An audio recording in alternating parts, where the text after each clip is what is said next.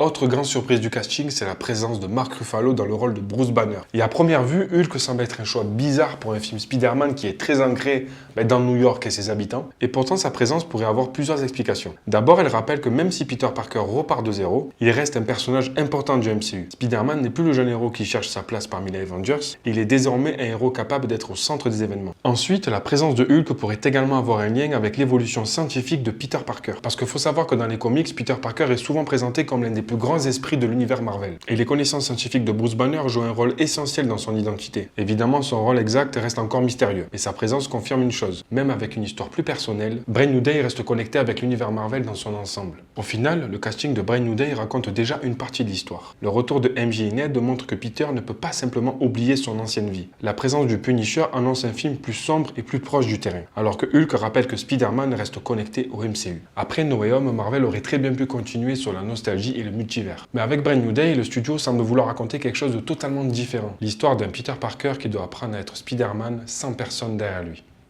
Sans dégain, quoi.